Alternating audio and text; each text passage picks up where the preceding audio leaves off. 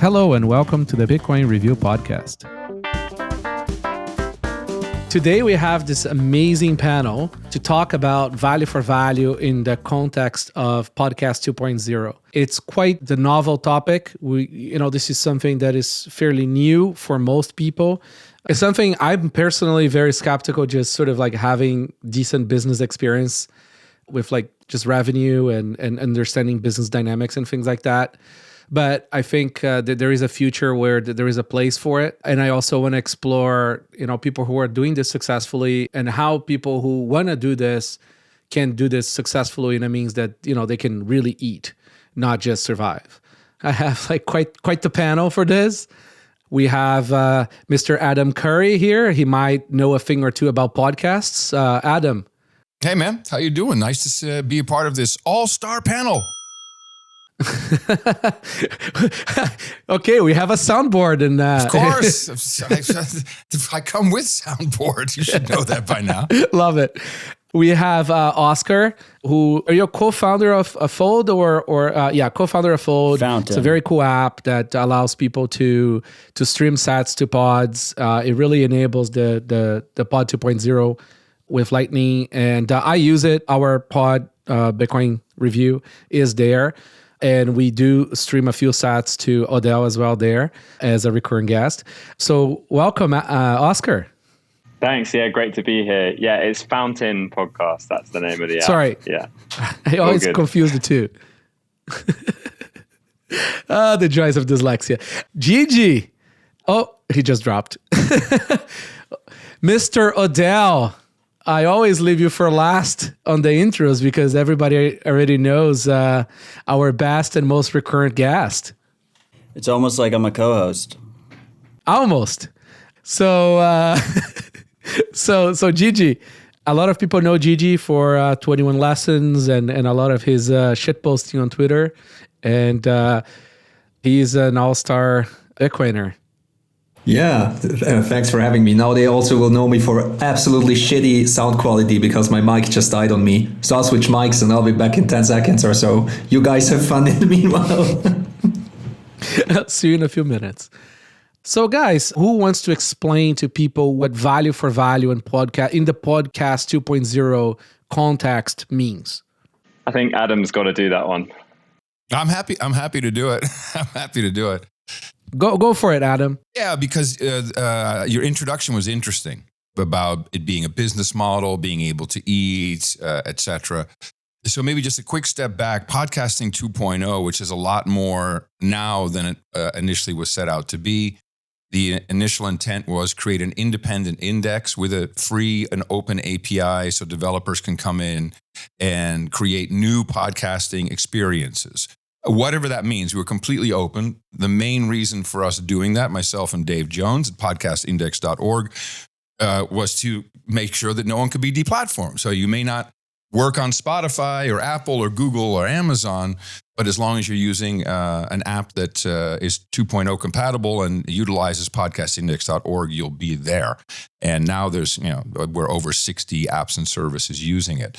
The second part was the financial deplatforming, which is why I architected the Lightning value for value streaming payments and the boostograms. Boostergram is actually something new in the value for value space. And I said space. I hate myself. I said space. Damn it. Ugh, I do not like that. Boost! I hurt myself for that. No, John C. Dvorak and I started Value for Value over 15 years ago on the No Agenda show without any sats or streaming. In fact, all we had was PayPal.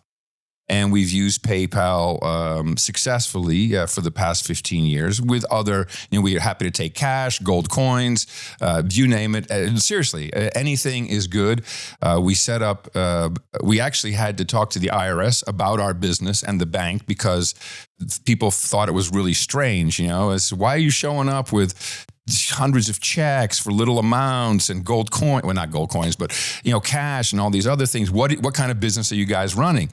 And so when we finally figured out the structure, because they were very confused about this model, I don't even know if you can call it a business model, but the model, everything started to become an actual business. But there's real work involved. Most people, and we saw this with weblogging, and it's like, I'll just have a weblog and I'll get advertising, and we've gone through the whole loop of advertising with podcasting. It's like grow your show, have 10,000 downloads a month, then you can have advertising. And of course, it's always very disappointing for, I would say, 90%, maybe more of the people who want to make money with their podcast. And what we discovered is if you don't want to deal with advertising, we can go into that, the reasons why. There's something in the human psyche, if you ask people to value the product that you just gave them for free, no restrictions, no paywalls, anything. But if you really ask, and not just, at the end of the show say, oh, did you like this? Throw me some sats. No, if you ask, if you make it clear what you're doing, if you make it clear what the repercussions are of people not supporting it or supporting it, which you've done. I mean, you can come up with all kinds of analogies. The butcher on the shop eventually will go away. So if people care, then they will support it. And the beautiful thing about value for value is you say just whatever it's worth to you. And $5 may be a lot for one person. 100,000 sats may be a lot for one person. Another person may be throwing out 10 million sats as one support. Now, what we did with PayPal was we would always do a segment with the top donors, and we would read their little note with the amount. And what's fascinating is that the notes became content, but so did the amounts. People were sending in 420, 69, 314. Recently Matt, we had. Is there where you got the idea for the shout outs from? Yes. Oh man, Adam's a legend. Yes. I influenced him with my enthusiasm. I can tell. The audience loves the shout outs because you bring the audience in. They're not only supporting the show, but they want to be a part of the show. They want to be a part of the process. Yes. I mean, that used to be a huge thing about the call-in shows on radio, right? It was the fact that people could participate, even if it's just call in and say hi, right? It's like creating an actual connection with the host is a big deal for a lot of people. So yeah, when we have Gigi back now too, and Gigi wrote an article about busking, right? That I think is super pertinent to a lot of the points you brought up about, simply asking for money, asking in regards to value for value. Value. Exactly. I've never asked for money, Yes. Value. Yeah. Gigi, do you want to add your 2 cents to that? Yeah, absolutely. And I hope my sound is okay. So different mic. Sound beautiful, man. We can hear you. Awesome. So I think everyone kind of knows that the internet is broken in a million different ways. And I think it's because the incentives are broken, and the incentives are broken because it's actually really hard to make money on the internet because you can't sell digital goods as easily as you can sell an apple, because an apple is naturally scarce and the JPEG is not. Doesn't matter what the shitcoiners will try to convince you otherwise. NFT never going to make it.org. Exactly. So selling a JPEG is really hard because there is no scarcity, and a market price can't form because you can reproduce it at zero marginal cost. And that's what I think is so interesting about the value for value model, because it just is honest about this, that building walls around information never works, because you can reproduce information perfectly at zero marginal cost. That's why paywalls, I think, don't work. And they especially don't work at large scale. And just walling content off doesn't work because you limit your audience massively. It breaks the internet. Yes, exactly. Well, Because Gigi, can we agree on something? Because we're both saying something. It's really important, I think, to just stop and remind everybody that podcasting has been around for 18 years. The web has been around for a multitude of that. We still haven't figured out the advertising. Can we take the clue that the shit doesn't work? I agree. And it's kind of... It doesn't work for... Wait. No, I take some objection there. It works for almost no one. So it works in a specific model, right? You can't deny that, you have people making a lot of money, and if they see that as the goal, it works. I'm sorry, who? Look at McCormick, look at Joe Rogan, look at, there's plenty of people who make a lot of money from podcasting. Right, but what have they given up for that money? No, listen, Right. This is the personal choice. This is why I find this is so important, right? But I just want to differentiate. Joe Rogan is making money on licensing a very popular product. Yes. He's not making money in advertising, and clearly Spotify isn't either. I mean, like, it costs a lot to advertise on his show per hour, like per episode. How much? I have no idea. I don't think that's true. I think you have to buy all of. I'm just saying we're making assumptions about stuff. Well, at least he used to, but before the Spotify deal, like, he used to be able to go and buy a spot. Exactly. And the reason why he went to Spotify is because his advertisers were walking away. That I don't know. But we're already getting bogged down in details of like the two most successful people Agreed. that come into mind, and like millions of people that produce content have absolutely Yes. nothing. Exactly. So, but I want to finish the thought from before. Sorry. I think the incentives are broken, and I think the reason is precisely because you can't sell a JPEG because like you can't sell an Apple. A market price can't form. You can reproduce everything that's digital at zero marginal cost. And so we see two models emerging, and the one is just plastering advertisements all over the place and kind of see what that's where, like, it's basically either you are the product.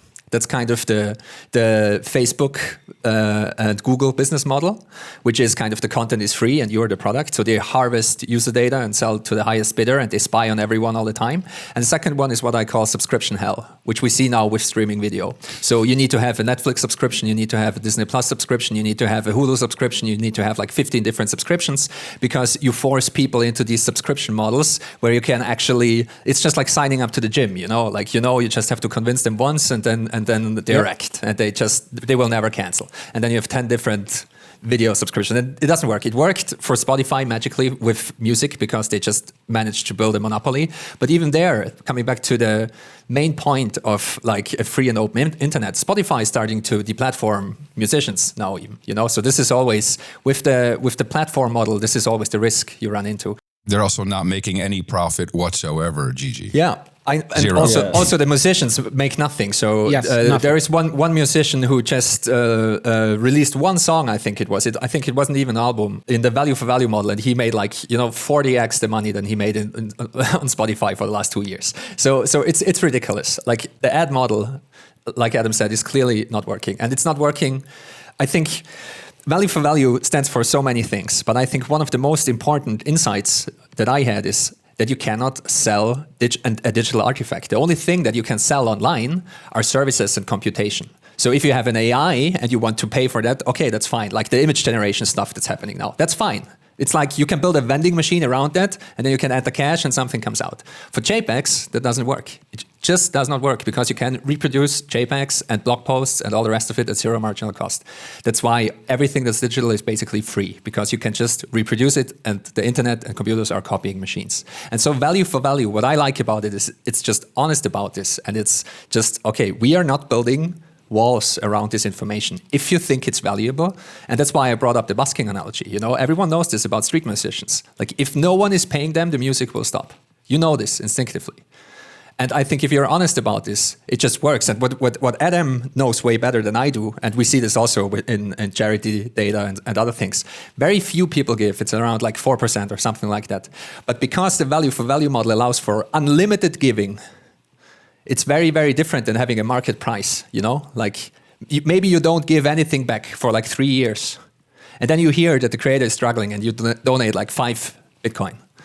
And that's not a tip, Like that's something else. And the combination of not building walls around digital content and allowing for unlimited value to be transferred is, I think, what makes it the right model for selling digital artifacts that are reproducible at zero marginal cost. So I think like part of the issue too is that art is not scarce, right? I mean, content is not that scarce anymore, right? So, it may be true that there is somebody who's truly amazing about something. Say, for example, Gigi is great about like writing Bitcoin books, right? They are wonderful to read.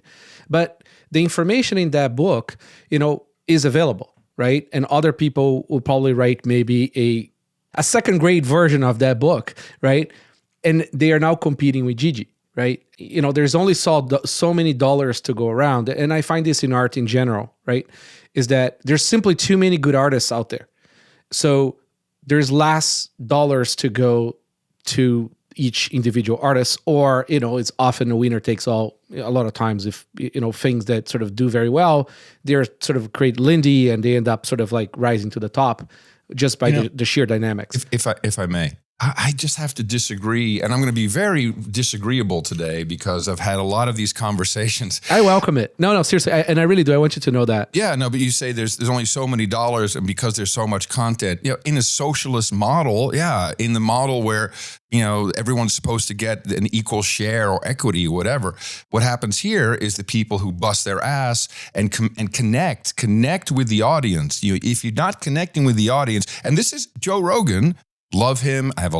We're sitting here because of him. If he hadn't recertified me as Podfather, this would have been a lot harder. Might not have happened at all. Well, it's not true because we talked about that before you were recertified, I think, on ham. So, But the ham radio. Bitcoiners are different. Yes, the vast ham radio audience, guys with oxygen tubes. That's pretty much it. But he has zero contact. He considers listeners to be fans. You all right, brother? we lost that weekend. The ham joke just made me choke on my beverage. Yeah. Like Mama Cass choking on a ham oh sandwich. My God. So, Go ahead. But the point is, and even when I was explaining value for value to him, he's like, so your fans give you money. No. They're active participants. And the reason why it's value for value and not money for content is I consider value to come in many ways. And this is a much broader concept when it comes to podcasting, because podcasting can use lots of producers. You don't need them. John and I, it's two of us, and we run it out of his desk drawer, basically. Although we have family members helping us with spreadsheets and back office stuff. But you can ask for value, which can be time, talent, or treasure. So we haven't built or maintained a website for our podcast ever. It's all there. Search engines, meetup sites, all of this stuff. And people take great pride in it as long as you thank them, give them credit, etc. So the main thing about the model, if you want, is, and this is, I'm not the only smart person here in Fredericksburg. My wife, who is retired from corporate life, but she was chief communications officer for Ronald McDonald House Charities in Central Texas, her last job, but she's always been nonprofit. And she said, the number one reason why people do not give money to a charity. Do you have any idea? I think it's because people just think that most of the money is going to go to managers. Because they weren't asked. It's like it's some outrageous amount of 80% of the people. If you say, why didn't you donate? No one asked me. You'd be amazed. So this is something that's really hard for people. Most people are not brought up asking for things, certainly not finance. And it immediately feels dirty and like you're a beggar, etc. But when you position it as, here's the value, is it worth anything to you? If it's worth nothing, fine. I got to question what you're doing with your time since it's completely worthless to you. Why are you listening 2 hours of this worthless content? and it took us, now of course this started in 2007, but it took us about 5 years until I finally felt comfortable enough to sell some personal property so I could have a little bit of a cushion and do this full time. 5 years. It takes a little bit to build your audience.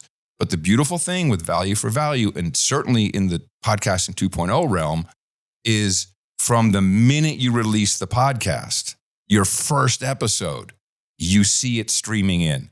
And I got to tell you, it gives me chills every single time I see it. I'm like, holy crap, man, this is like this. And that's a person listening at that moment.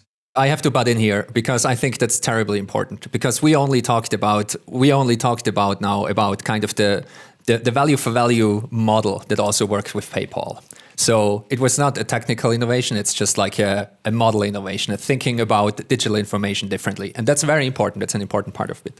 But it's also now, thanks to Lightning, a technical revolution. And the reason why I say this is because the reason why we have the existing business models on the internet is that you cannot do micropayments online. It's impossible. With credit-based money, it's impossible. Like all money, all electronic payments before Bitcoin were credit-based, sending IOUs around. So micropayment, you cannot do micropayments, period. The costs are too high. And actually, Satoshi talked about this as well, and so on and so forth. We all know this.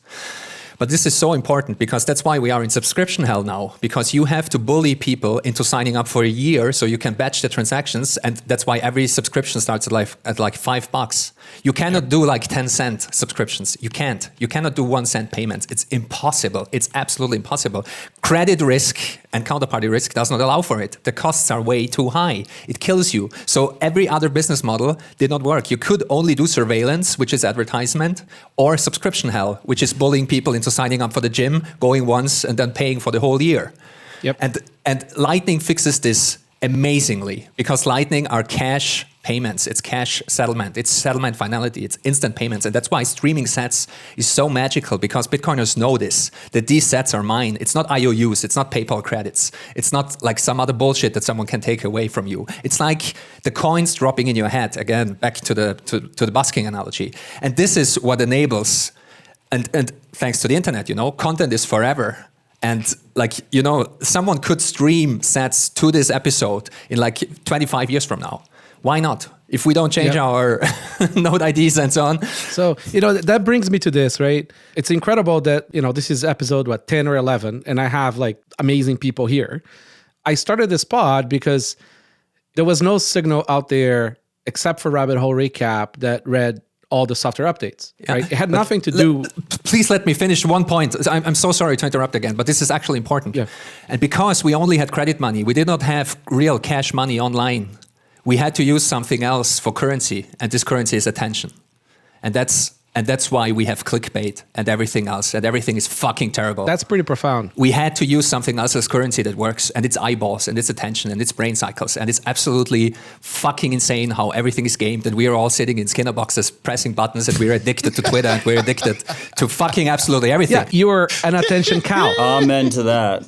And I'm telling you that Bitcoin fixes this. It does. Bitcoin fixes everything, Gigi. And I know it's such an overused phrase, but that's what Adam discovered. Because if you're not dependent on advertisement, first of all, you're not censoring yourself. Second of all, you can do what you love. And if you make enough money to put food on the table and have a roof over your head, that's it. You don't need growth at every cost. You don't need to maximize attention. You don't need to do growth hacking. You don't need to become number one in the top 10 charts. You don't need to be the one Joe Rogan who makes all the money. Wait, stop, Gigi. Yeah, you don't need to be a prophet. I've been trying to explain NDK, you're not to talking people. today. I'm sorry. I'm sorry. But I got the smartest people that I know on this call, so I want to talk to you guys.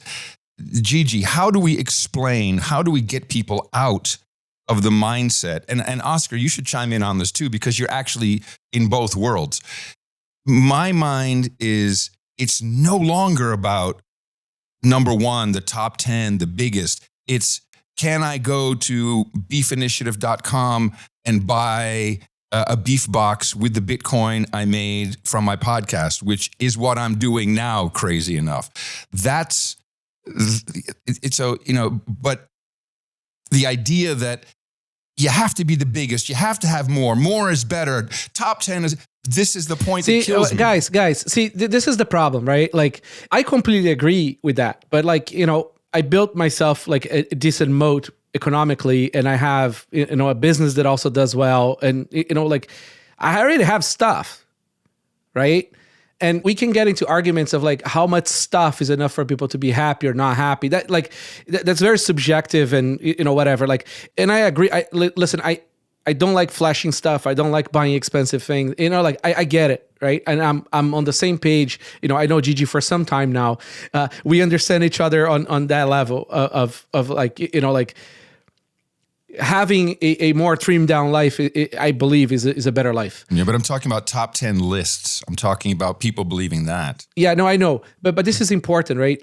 There's people who don't have other revenue streams, right? They're stuck in their jobs and they want to get ahead in their lives with real money, right? An actual substantial amount of money coming in so that they can build their wealth, they can buy a house, they can raise their kids. They want real money. Right. And what the advertising model does is, at the expense of your freedom, right, is to provide you a much faster revenue stream. You can say that's fiat thinking, which I agree.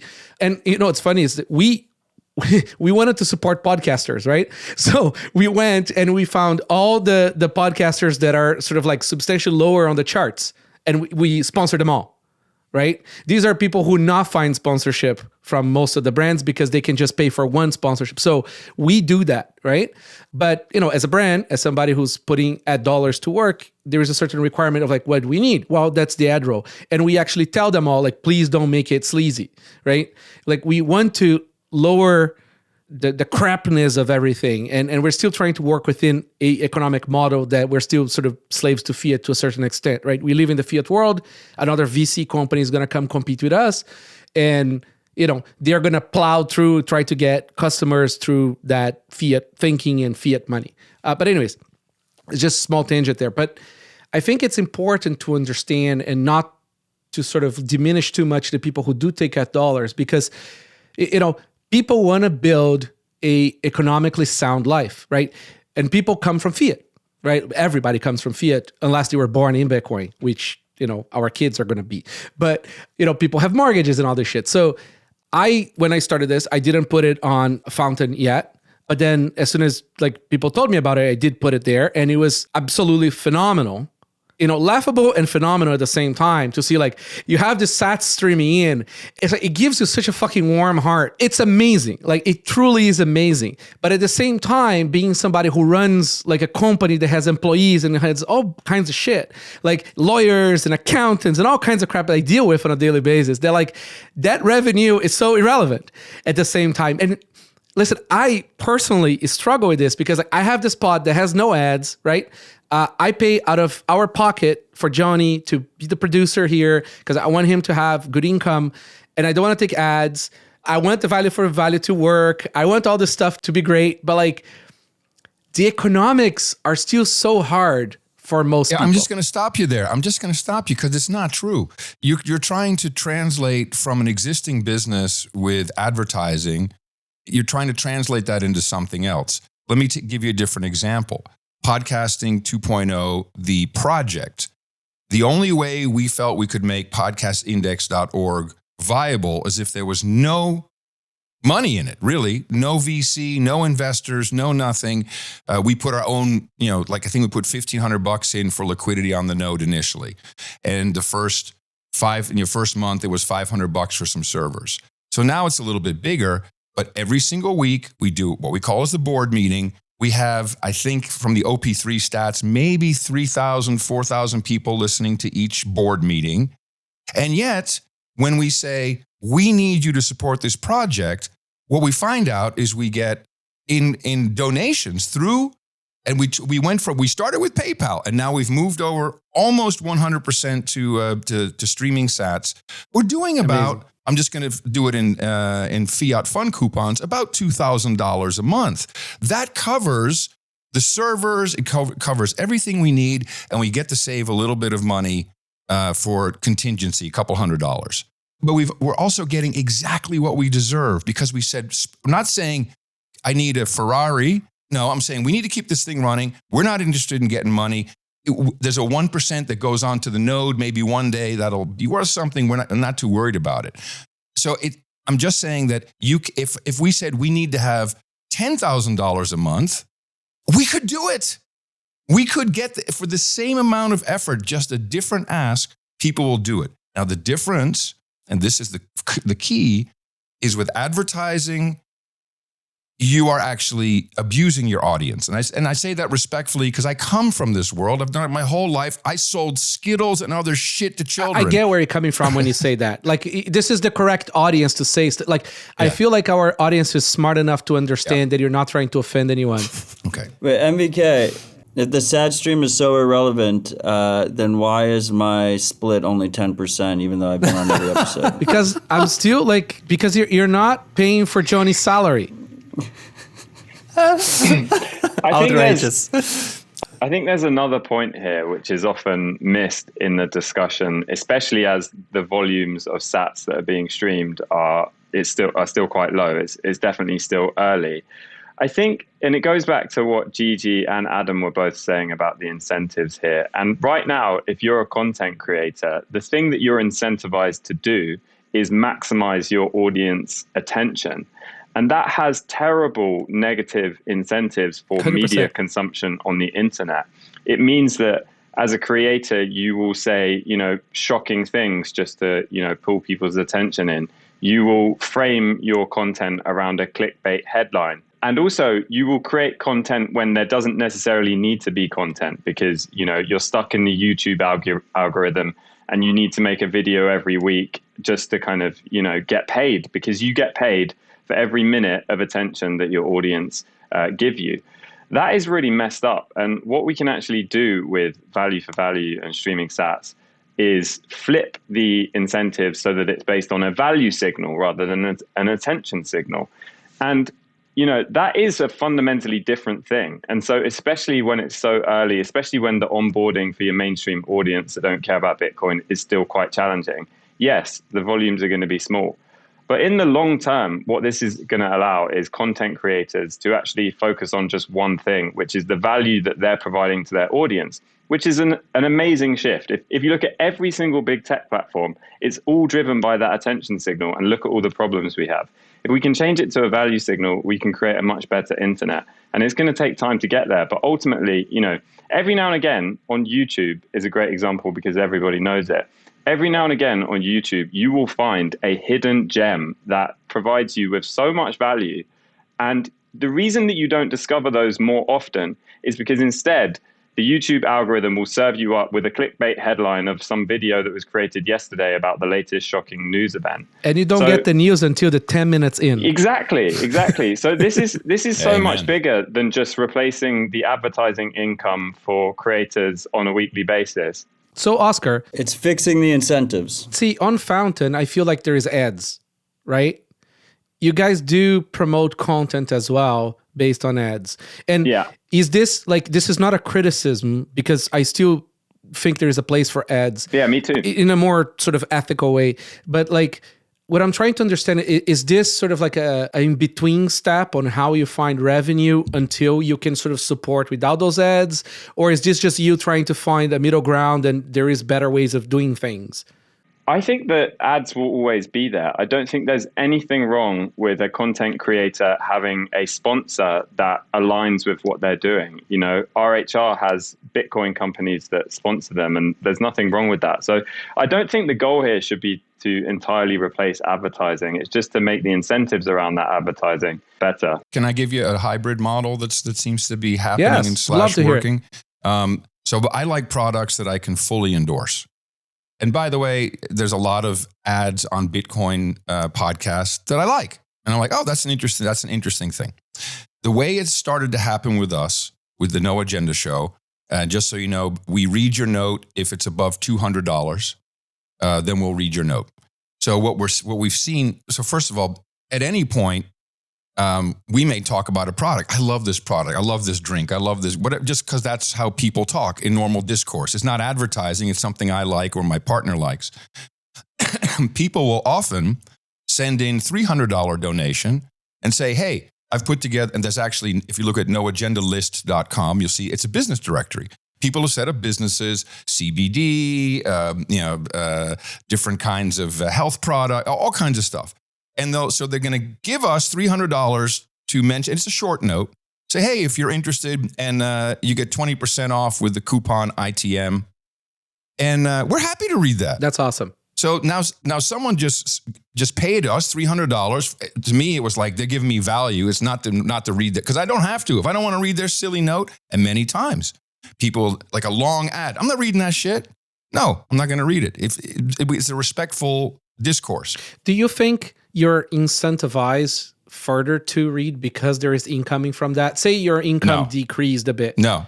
Right? In fact, it's quite the opposite. We want to have shorter notes. And we tell people, write shorter, because unless you got great content, which often the notes are, it's a personal story, it's relatable to an episode. Otherwise, I'm not really interested in your whole backstory. It's still content. So, this happened a lot with Matt in the early days of RHR, right? When we launched our cold card product, they were genuine users. And they would mention our product quite a bit in the pod. So much people thought it was actually ads. And, I believe that they actually enjoyed the product because they were not getting paid to talk about it. And it was extremely helpful. Well, this is actually to us. this is a perfect example because NVK was trying to sponsor the show, and I told NVK that I didn't want to take his money. That was I after. didn't want people to think. I didn't think we were talking about it because I loved the product, and NVK was like, you guys have basically moved so much product for us. Let me sponsor the show, and I said I don't want that attached to me. I want people to realize that I actually enjoy the product and I don't want an advertiser attached to that. Yep. That was right around where we were comfortable enough with revenue, like, because it had been probably already 2 years of the product being talked about. And we were like, okay, we're super comfortable with revenue now. Let's go out and support the people who like support us, right? In the early days of seeking the sponsor, we would even tell them, like, you don't actually have to pump or anything. Just mention something. But that's it. Like, we don't have an ad read for you. We still don't, by the way. Maybe this is the time to mention now, Matt, the new thing coming. But I still believe there is, and maybe advertising is the wrong way of calling it, but I still believe there is a ethical way of supporting shows and getting some exposure for the product. And I think Adam's way of doing the list, like the listing, is a very clever way of doing that and sort of giving the removing the requirement of the host to actually like do the thing already helps a lot, I think. I want to mention a couple of things that came up, and I think we really have to kind of... I agree with you, NVK, for example, that the amounts for most people are still very small. Not everyone has been doing value for value for 15 years and knows the in and outs and knows how to ask correctly and so on and so forth. But that being said, like, if you look at content creators today, a lot of people go to YouTube because you can actually make money there. How long did it take for people to figure out how to make money on YouTube? Like YouTube itself and also the creators with, like hit the like button, hit subscribe. 15 years. Exactly. It took a long time. We did not even start the value for value transition yet because it was not possible before because we didn't have Lightning. So just be a little bit patient and just well, that's know that why it's I'm having early. this conversation. Yeah. And I'm happy please. I'm very happy to be here because these things are important. What I wanted to say is, even without Lightning, this transition is happening because we have, for example, Substack and Patreon and Twitch and Kickstarter and other things. But why do people sign up for Substacks? It's not to crush the paywall, because paywalls are stupid and they are not about exclusive content. It's about supporting the creators. Why do people sign up for Patreon? Like those YouTube videos you mentioned, the high signal ones, they oftentimes have many, many patrons because the people that support them, they know this. He will put out a video like every 6 months, but it will be amazing. And it's true for some podcasts as well and so on. And they are listener supported. And I think people are aware that the current model is broken. Because, as we said before, the current model uses attention as a currency. And if you use attention as a currency, you maximize noise. Garbage. If you use actual value, like if you use proper money as a currency, if you try to maximize value, you maximize signal. And people realize this. And I think what we can do as Bitcoiners and as people that thought about this stuff and understand actually the in and out of money and credit and the differences, we can build tools that make this absolutely seamless. Just like Podcasting 2.0 apps. Streaming money is seamless. Boosting is seamless. It's not as good as it can be yet, but it gets better every week. And we can do the same for text and for video and for many other things. That's the difference. Gigi, look at Fountain. I literally had to do nothing. I know. I just went on the thing.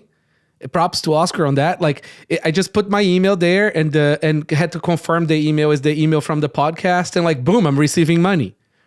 I mean, that's a lot easier than listing your podcast on Amazon, whatever, or on all these platforms that syndicate the pods. And maybe Adam can talk about some of the success stories, because in the end, like we are all Bitcoiners and we know how this stuff works and we know how what's happening underneath, but it's not important. And there are some people that started receiving streaming sats and they had no idea that they were using Bitcoin in the first place. And it's not important. What is important is it's not credit. It's actual money. It's settled instantly. You have no counterparty risk. No one can rug pull you. No one can deplatform you. And that's what is important. And this is what fattens the long tail of content creators. And that's also why you don't need to be in the top 10 to make a living. Maybe you're living in wherever, like maybe you only need like 10,000 sats a week and you're going to make it. Like not everyone is living in Canada or wherever, and anyone can use it. Cost of living here is expensive. I know. Well, maybe Oscar has some success stories because he's much closer to it. Yeah, definitely. I mean, it's funny that you say that it's so easy, but it's definitely not easy for the mainstream audience. It's still so difficult. I mean, how? I mean, you have to do nothing. Like you just set up the app, like literally with an email. You need to load up the app with sats. People have no idea what sats are and how to get Bitcoin. No, I didn't load it with sats. I didn't do anything. You don't as a podcaster, but the reason that you didn't is because you already knew what sats were and what Bitcoin is. But imagine that you're a mainstream podcaster and you don't know what Bitcoin is. You don't know what sats are. Before you can talk about sats and value for value and podcasting 2.0 on your show, you're going to go through the same onboarding journey that you're asking your audience to go through. So you have to educate yourself as a podcaster first, and it's still so difficult. I mean, our current guide to, as a brand new listener to fund your wallet with sats involves downloading another Lightning wallet, transferring with a QR code. I mean, this is a massive barrier. And until we get to the point where the onboarding for brand new listeners is as seamless as an Apple Pay or Google Pay, and I do believe it will get there, because, again, the exciting thing about this is that problem exists not just in podcasting 2.0, but in a bunch of other verticals. But until we get that seamless onboarding for your average person that's never heard about Bitcoin before, then it is going to be difficult, and it is going to limit the podcaster growth as well. Have you looked into receiving, because you don't want to KYC people. It's kind of the whole point, right? So you can't take credit cards to load those wallets, right? But have you looked into maybe accepting gift cards as a way to buy sats to load their wallets? Because it doesn't take much. I mean, like $5-10 Amazon gift card. It's like, Can I just stop us for 1 second before we get to because the onboarding, because Oscar's saying something important here, and I have historical knowledge that tells us something, that there's a way to do this. When podcasting 1.0 started 18 years ago, we had to tell people to go to the website, find the orange RSS icon, right click, hit copy link, go to your podcast, your podcatcher, we called them, go to subscribe, paste that link in there, and then hopefully it'll start to show up. And you know what? People did it, and people did it, and people did it, and people did it. Because the only marketing tool in podcast, in my humble opinion, is the podcasters themselves. So Oscar is completely right. The podcasters go through an onboarding, and then they have to onboard the audience. And I think it's almost impossible for that to be simultaneous. You need to help your audience walk them through it. I started a podcast with my wife, Curry and the Keeper, and it's only in podcastindex.org. It's not on any other platform. And we only accept value for value streaming sats. It is like pulling teeth. This is a little different audience than No Agenda. They're much less sophisticated. It's a lot of women. Not that they're less sophisticated, but women are more prone to not even use a podcast app. That's fact. That's stats. 40% click on the player on the website. And to get them to help to onboard them, it's been incredibly painful and beautiful at the same time. But that's my job as the podcaster for my community. But Adam, the biggest issue with onboarding people into sats for other things, not just podcasting, is ultimately the on-ramps into Bitcoin, which are gate capped by traditional finance. No, I completely understand. Yeah. So like, I am with you, like I am an honest believer that adoption happens. It's just a matter of time if the thing is good, right? Like people learn how to use email. People learn how to use a keyboard. Like computers were completely foreign. But podcasting, people learned how to consume and use podcast tools because the podcasters were walking them through it. So when I help someone onboard them, through Cash App or through Strike, that helps them onboard into the general ecosystem. I think you have something of extreme value there. It sounds like obvious, but it's not. I was just thinking like, my pod is in a bunch of platforms and all of them are not Fountain, right? Like, I mean, Fountain is one of them. Oh, you're in 10 other apps as well with value for value. Yeah, exactly. And those other apps have the 90% of the audience, right? So maybe what I should be doing, and I think there are at least 10 apps and web apps, etc., that do value for value streaming. Right. So with all respect to Oscar, one of the things that podcasters they're doing something which I wish they didn't, is they're always promoting Fountain. So it looks like it's only Fountain that does this, whereas many people don't even know their existing app may do it. And maybe it's because Fountain is great and it's so easy to use. And this is a really important point as well. Correct. This is a really important point. What I found from speaking to podcasters as well, again, outside of Bitcoin in the mainstream world, one of the most appealing things about this payment system is that it works on different apps. So as a podcaster, they can see that future where they won't have to ask, okay, if you want to sign up on Patreon, go here. If you use PayPal, go here. If you use Spotify, use their in-app thing. If you use Apple Podcasts, sign up to their subscription. Podcasters see that this works across apps, and that's, I think, really powerful and appealing to mainstream podcasters. So, Oscar, I don't know if it was you or your partner who emailed me about adding the intro or outro, talking about that stuff. And I think this marries Adam's point very well. It's like, I was completely ignorant to the fact that by just me saying on my pod out loud on the beginning or the end, saying, hey, participate in the pod 2.0 value for value thing by going to this app or that app, just introduces 90% of my audience that had no idea that this even existed to this. And it's like, it's near free and it's fully to my value as a podcaster to even find more revenue to onboard these people to these apps. And it's a free advertising in a way to the whole industry of value for value. The key thing here is we're trying to fix the incentives. The incentives are broken. So when we're talking about incentives, and the cool part about podcasting 2.0 is that it does fix the incentives. When we're talking about apps, one of the things is a lot of these podcasting apps, besides surveillance, they didn't have a monetization scheme. Now they're able to take a cut of the podcast stream. So they're going to all start implementing these apps. The second thing when we talk about incentives is previously the incentives were set up to make it so that a Pomp or Peter McCormick or Joe Rogan did really well because they were inauthentic, they were marketing people, everything was clickbait, everything was attention driven. The incentives in this completely flip, and they reward people that have radical transparency, that are authentic, right? You can't half-ass this. You can't do one step into the pool. You have to go all in, and ultimately Bitcoin, the open source movement, these are movements of personal responsibility. Value for value is exactly the same. You have to actually be responsible for your actions, responsible for serving your audience, and you have to live it. It's a lifestyle. It's not a business model. Mm-hmm. Amen. I mean, there is no way back, right? I mean, once you start saying controversial stuff that you wouldn't if you had an advertiser, advertisers are going to go listen to your original episodes. They're going to say, sorry, your stuff is on the internet. We can't ever take it. On the incentives thing that Matt was saying.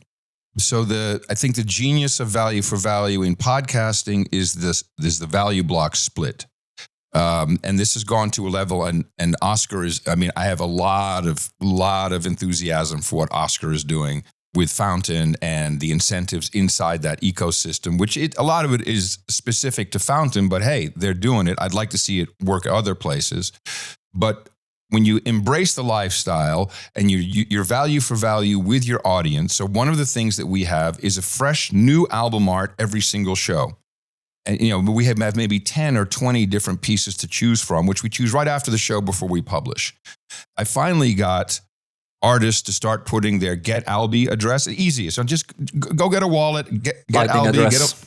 Lightning address. Let's not make the same mistake. Lightning addresses are bigger than Albi. Thank you, Gigi. And I wish there was a place I could send people when I just said, get a Lightning address, and it would be clear to them. But that is now currently, and that's always the way it's going to work. So you're right, a Lightning address. What they do, but it has to be a specific kind because of key send, so I make it easy. Anyway, they're now putting their Lightning address in their profile, and I'm giving them 10% of each episode. And we haven't even started to promote V4V streaming and Boostergrams on No Agenda yet. It's just coming in. And now these artists are seeing sats coming in for the work they were doing just for credit and just for bragging rights. Now they're getting actual monetary value. No one said to me, a single person, and we give almost all of our streaming stuff away. No one said, man, it's shit money. No, everyone's like, this is amazing. I can't believe what's happening. And yeah, here I did. Please, I bit my tongue now for so long. Go ahead. Just 1 second. Go for it. And I want to make this point again because like 99.999% of the people don't understand this yet. The reason why this works is because it's actual cash money. So you don't need identity. You don't need to sign up. You don't need to ask for permission to receive it. I can just throw it in your head. And that's why it's so different from all the, like, that's why Apple will not be able to do it. You cannot copy this, because if you want to copy this in a permissioned, closed system, if you're not using Lightning, you're falling back to traditional money, which is credit. And then you can't do micropayments. You can't do it across, you can't do it in the same way. You have to do your own internal accounting. And to counter fraud and chargebacks and all the rest of it, you need to know the debtor and the creditor. You need to know the sender and the receiver. You need to deal with all this. And then you're back to like 5% credit card processing fees. And this is what's so revolutionary by marrying Lightning, like putting together the Lightning Network and the value for value idea. Now we have programmable cash money where we can do all these things like splitting the value flows. And if we are honest about that you cannot sell information outright, it's voluntary payments always. And the value splits will also be voluntary. And that's what we are seeing. And people are putting themselves into the value splits. App developers, apps themselves, people that do the album art. And now, like it's podcasting 2.0 and it's like 1 year old, a little bit more, like we're beyond early. Imagine the same thing for text-based stuff, for video-based stuff, and for like citations, giving stuff, like giving people a 1% value split because you used the citation in a text, remixing content, remixing video, music, podcasts, everything. Like you can do this for every digital content. And I think it's the right model and we can finally do it. It's just about building it out and, taking the 10 years it took for YouTube or the 15 years to how to do it right and how to put proper money in there and realizing that this is a different way of like putting a value on something. It's a pricing revolution because you cannot find a market price for JPEGs. It's absolutely impossible. You have to think about this differently. You have to do it differently and it will be done differently and people will figure it out. And you know why they will figure it out? Because they will be deplatformed from everything else. Absolutely everything else. People in Bitcoin love to say, porn is going to adopt Bitcoin and all that stuff, right? The reason why it hasn't, it's because, the big porn industry requires credit cards, and credit cards are a great pool, right? So you put your credit card on that thing and forever they'll take money from you. And what's fascinating is that there's this whole sort of like cam girl, e-girl sort of thing that happened after that as like modern independent porn, let's call it this way. Because even though they do charge people to have a subscription, the majority of the money that they make is from people who sponsor their lives. Right?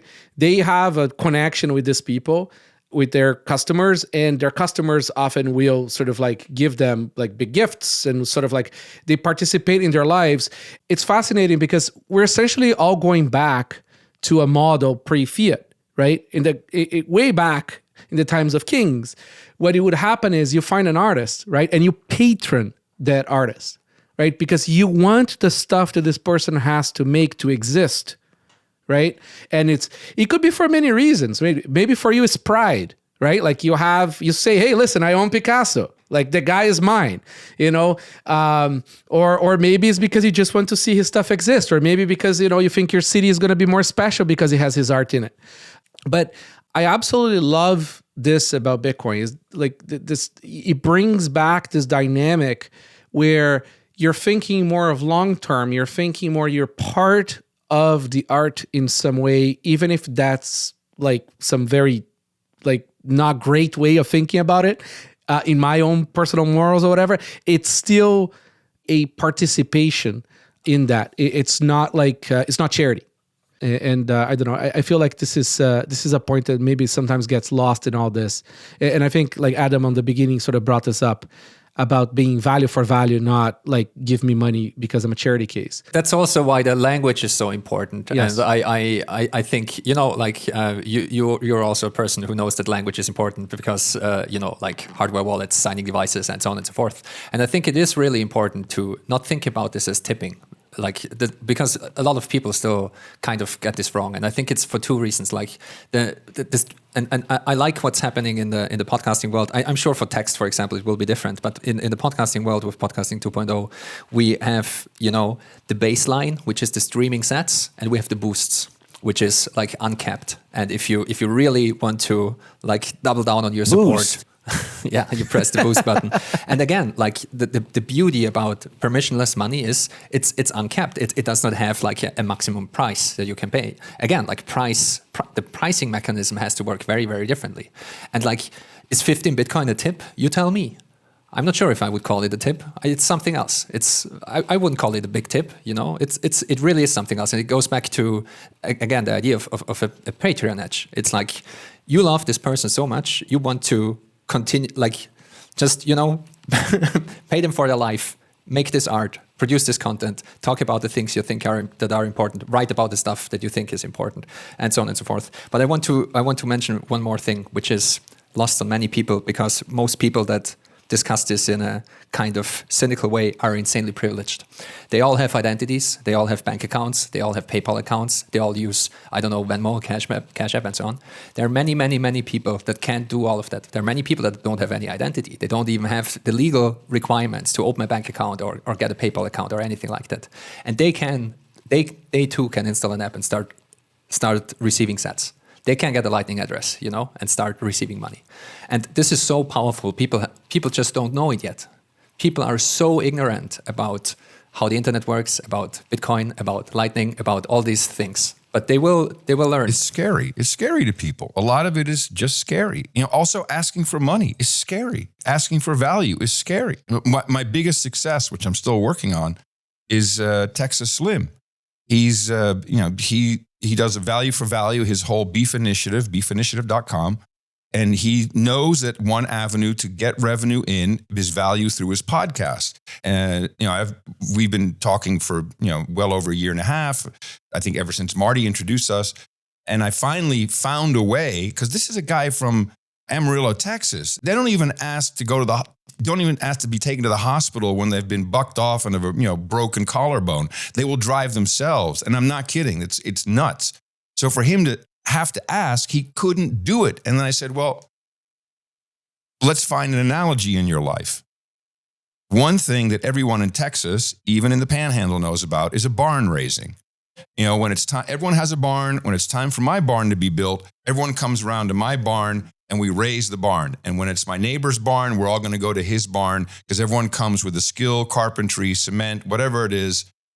And I said, can you remember how you motivated people to come to the barn raising? Yeah, sure. It's time to raise the barn. Let's go, everybody. That's it. That's exactly what you have to do. But it's scary shit.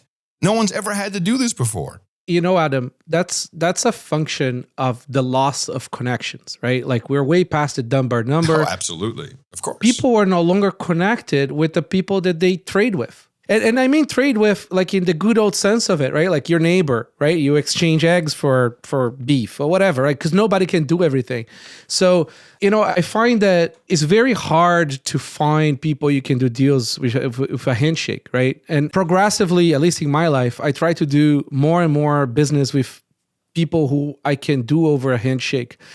We'll still do contracts and whatever, depending on the size of the deal or just formalities after. But like, I don't want to do business with people I can't shake my hand. Like, I can't.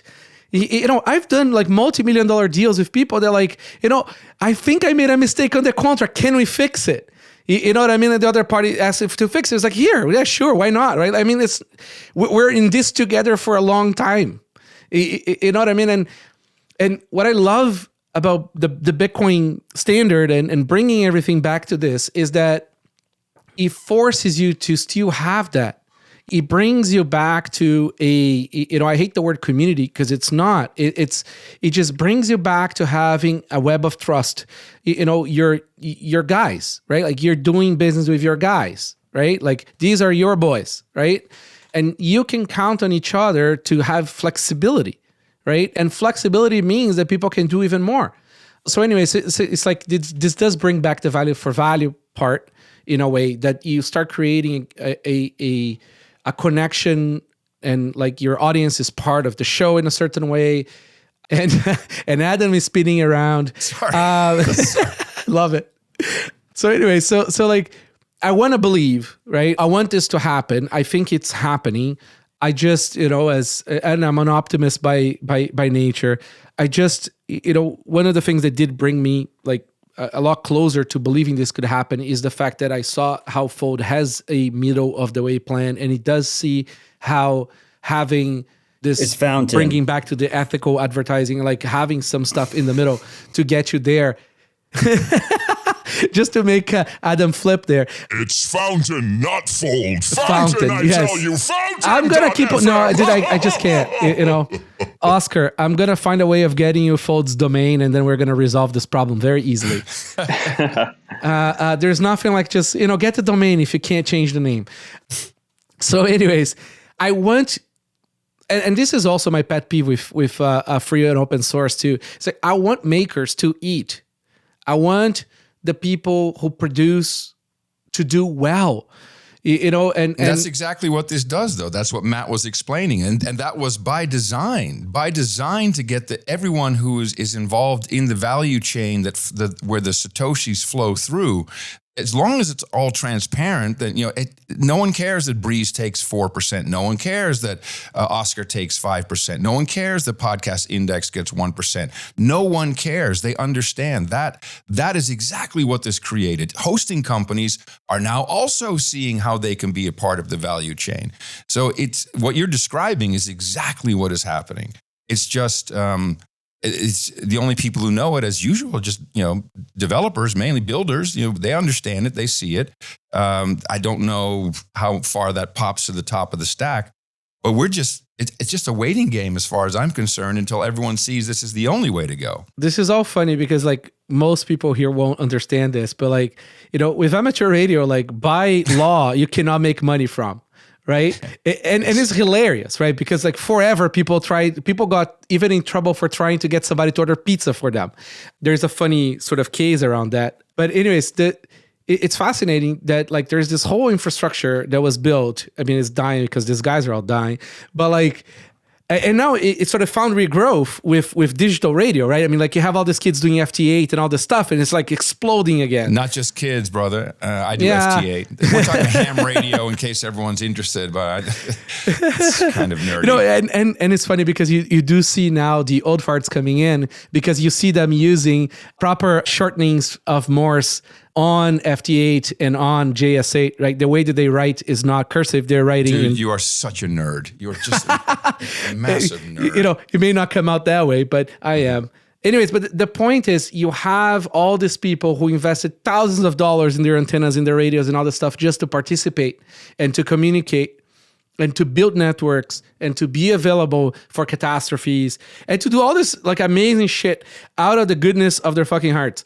And some of them found ways of finding income on this stuff by building radios and selling them, by selling radio plans, by, offering courses, sort of like busking around in some way, to find income and do what they love full time. But it is a lot more challenging. I don't think we can deny, at least in this stage, that it's substantially harder to find full-time income from this new medium, this new method, than it is from just taking advertising money. Bullshit. No one can come in and just get ads and make a living. Horseshit. But someone can come in and convince one person to give them a full Bitcoin.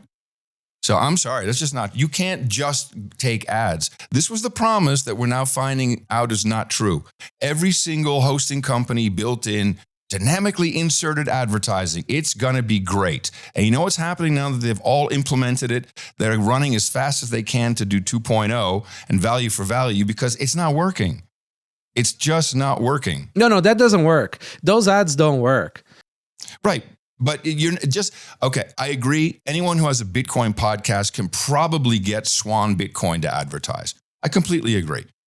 And if you want to have meetings, I mean, is that really easier? Is it really easier to, I mean, I don't have meetings. I don't have to chase money. I don't have to send out invoices. I don't have to think about accidentally mentioning Coinbase when Swan is advertising. I have no censorship because of that. And censorship is not just dirty words. I'm just going to speak for ourselves. Here's how we do with a lot of our podcasters. If they have a decent premium discount on their rate, we buy their ear and we prepay. Like, that's it. No, look, dude, I'm sure you're really nice, and I'm sure you feel that that's giving back to the community. But you know what happens if you die, or you go nuts, or you Oh no, it's like they're beholden to that. No, I 100% agree with you. Like, I totally like.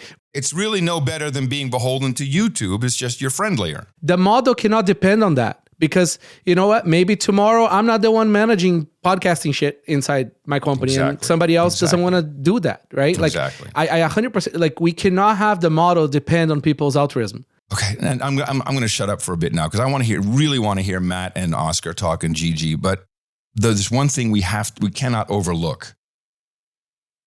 Unless you have outstanding content, nothing's going to fucking work. Okay. Oh, I agree. There's a lot of shit in the 4.2 million podcasts that I see, most of it. And by my own personal opinion, doesn't mean someone else doesn't love it. And that's exactly why that one crappy thing with the shitty audio is really valuable to some community. They can support it. It'll be ignored and neglected by advertising, by promotion, by anything else. It'll be obscurated because by people like me. What a piece of shit that is. No sound, but they still have an opportunity to do something. But without a product, with a Substack with bad writing is just bits. It's not emotion. It doesn't motivate. It doesn't do anything for you. A podcast is something that people dedicate their time to. And Gigi can talk more about time, but time and value, this is the world that we live in, certainly as Bitcoiners. I just don't see how it can be any worse than anything. It is just... Listen, podcasts are a lot of fucking work. Jesus Christ, man. Like, even with Johnny helping, oh my God, man, it's a lot of work. Michelle Obama put a lot of work and a lot of money went into her podcast and no one cared. Yep. And even though it's Michelle Obama, it just wasn't a great product. You know, most of the songs on Spotify just aren't great. So just because you can do it doesn't mean that that's going to motivate someone on an emotional level. And that's got to be really clear because that's often lost in the shuffle of, do the podcast, you'll get ads. No. Unless it's Bitcoin. Literally. Hey, if I started a wedding podcast, you know, I'm sure I can get it. I'm sure I can get an underwriter for that. Sure. Yeah. That's a very well-known model in publishing. So that's fine. I'm with you there. Go ahead, man. I mean, look, the ad model is broken. It incentivizes all the worst content. So if you have bad content that like takes advantage of your audience, like it's easier to do the ad model because that's exactly how the incentives line up. But you know, that's genius. And we're in the adoption phase right now, basically of value for value. We're in the growth early stages. So you know, there's a lot of education that has to come with it, but. My viewpoint is this will make content significantly better. It will make it more useful to audiences everywhere. And ultimately, there needs to be people that lead that movement in the beginning, right? Someone's got to step into the front line in the beginning, and it'll be a longer march for those people because they're in the beginning. But ultimately, in 5 years, 10 years, some kid with a computer and no good mic or whatever, but has something to say to the world and wants to talk, is going to be able to easily, with very little friction, provide good content to a global audience and be able to directly monetize from that audience without any middleman, without any broken incentives, just them and the audience. So, I mean, we can extend on that, or like, so we have a lot of people who are builders, coders, people who can actually produce stuff and create the new things tomorrow, like listening to this pod, right? So this is not like your normie audience, right? Like our pod is like a lot of technical people listen to this. What each of you would like to see built that would facilitate Pod 2.0 and value for value? If there is people who can build it, or some of the people who listen to this podcast, I'd love for them to hear from people who, like all you guys, have been in podcasting for some time. Some of you who've been a little longer than some others. What are the things that need to exist that we can identify now? Yeah, so why don't you, each of you, sort of like give us some of the things you want to see exist? So Odell. Well, one of the cool things about podcasting 2.0, and I applaud Adam for this, is that it is built on open standards, right? So it's open RSS, and it uses pub keys, like just Lightning pub keys. Super simple. And one of the cool aspects of that is there's this project called Geyser.fund that basically just built right on top of that. And Geyser.fund, you can think of it as like a Kickstarter or like a Patreon, but self-custody with Bitcoin. And as a result, I was able to take Citadel Dispatch, which is 100% value for value show. I was able to put it on Geyser.fund. And now when people stream via Podcasting 2.0, whether that's through Fountain or whether that's through Breeze or Echo, LN or Podverse, like it shows up there. There's a live leaderboard. And I said earlier, radical transparency, buy-in from the audience. It shows exactly how much Citadel Dispatch is making, exactly how much the audience is supporting it. It shows their messages. It shows their names. If they optional, right? They could do anonymous. They could do without a message.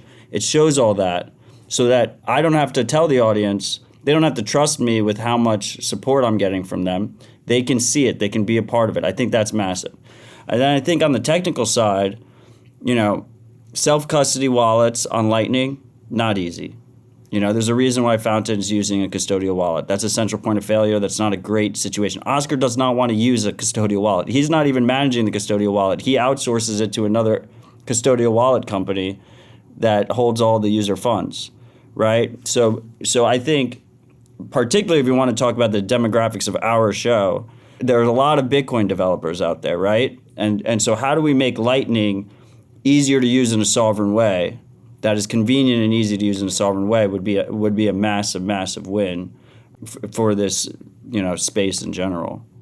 Yeah, I basically would have said the same thing. I thought about this a lot the last couple of weeks because it's a topic that's dear to my heart, and as we all know, Bitcoin is dead again. So better sit down and think about how to rebuild it right. And I came up I wrote this laundry list of how I see like a value-enabled web that could flourish. So I'm working on a piece of long-form writing, which is called A Vision for a Value-Enabled Web. And I posted this out today, and it just says, it should be trivial for those who produce value to receive value. It should be trivial for those who cherish valuable content to send value to those who produce it. Allow content and metadata to replicate freely. Allow value to flow freely. Do not build walls around content or metadata. Make identity optional. Allow those who add value to participate in value flows. Make unethical behavior costly. Provide tools and services that add value and bring joy. Use money for monetization, not attention. Sell services, not user data.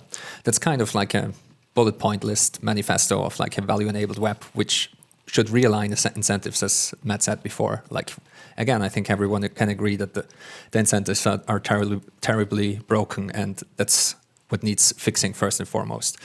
In terms of receiving value easily, I think Lightning addresses are already a godsend. I think it's way, way better than having to deal with, no pub keys and those kind of things.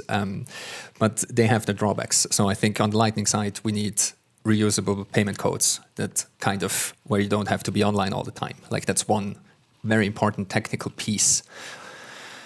There are many other things. The onboarding question is a big one, as Adam explained before. But this will take care of itself because the deplatforming will continue until onboarding improves. Like it's just everything else will get rug pulled and Bitcoin will remain. And so I think it's just about explaining this to people and making it as seamless as possible, but not making it so seamless that we reintroduce all the bad things of, closed platforms, walled gardens, and counterparty risk and credit and those kind of things. So we have to do this right, and we can't, like people, if they, my favorite example of people figuring out technical stuff was the Arab Spring. People figured out overnight what DNS settings are and how to use a VPN. Yes. So if the pain is big enough, people figure it out. And it's just currently the pain is not big enough. And people will figure it out because they will get deplatformed from Spotify and from everything else. And also the people that are the early adopters, they will start making serious money with streaming sats and with boosts and with other things. And it's already happening. Like some people do it full time already, and it's beyond early. No one is on Lightning yet, like globally speaking. So, and it only works with Lightning. I want to re-emphasize this point. It only works with Lightning. It only works with non-credit based money. That's the only way it works. So, Gigi, what do you want to see built? Yeah, again, reusable payment codes on Lightning is important. So is that like kind of like a LN URL kind of thing? Bolt 12. Or Bolt 12? Bolt 12 kind of thing. But to be more specific, I want to also see apps that, I mean, video is really hard because the hosting is so hard. But there is no reason. Yeah, there is no reason why we can't do value for value in a podcasting 2.0 style for text-based content. There is no reason.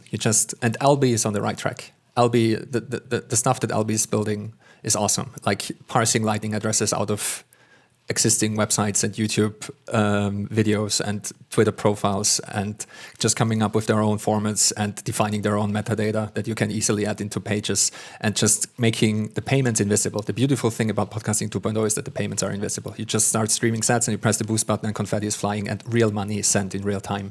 And settlement is instant and final. And the same can happen for text-based content. Like building something like a Substack that's based on these principles should be trivial. And the way I think about this is you have to build the Git first before you can build the GitHub or the various GitHubs. So it doesn't have to be completely decentralized. Like content always benefits from centralization in the sense that you want to have indexes that are central. But you want to have an open system where the exit costs are really low and where it doesn't matter when you get deplatformed. Like it's kind of trivial to move from GitHub to GitLab, for example, or to self-host your own stuff. And that's the important part. That's also why podcasting is so great. It's funny you brought GitHub because like the value add for GitHub is pull requests, issues. It's metadata. That's why projects. It's all the stuff around it. It's metadata. That's why one of the points that I listed before is do not build walls around content or metadata. Yep. And being sort of like realistic in regards to the current market, right? Like is that that's exactly where people will build the walls around, right? Until they get real competition from non-walled alternatives. We need to reduce the friction across the board for using it in a sovereign way, right? Like people aren't gonna. We've seen it time and time again. People are not gonna read a book. People are not gonna watch like a 2-hour YouTube video to figure out if something works. Like they want what's most convenient. And that's the 80%. There is a reason why the 80% always gets rugged. Right? It's because the 80% are not going to do the research. They're not going to do the learning. They're not going to take self-responsibility. So they're just going to emulate what the other 20% do. Well, we can hope they emulate what the other 20% will do. Oscar, what do you want to see built aside from your awesome app getting improved and more stuff coming? But like, what else do you want to see? Yeah, there's definitely still a lot to do in the Fountain app. We're getting there though. Slowly. I think for me, the number one thing is the fiat on-ramp.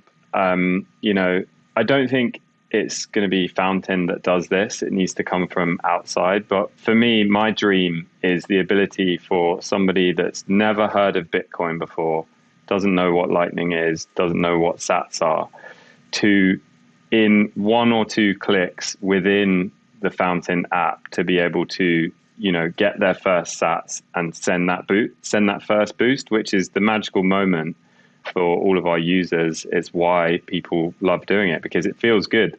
There's a connection. When we started, we thought this was going to be all about the value to the podcaster, but actually it's so valuable to the listener too, because you went from a state where you're listening to the show and you have absolutely no connection with them other than maybe going to their website and sending them an email.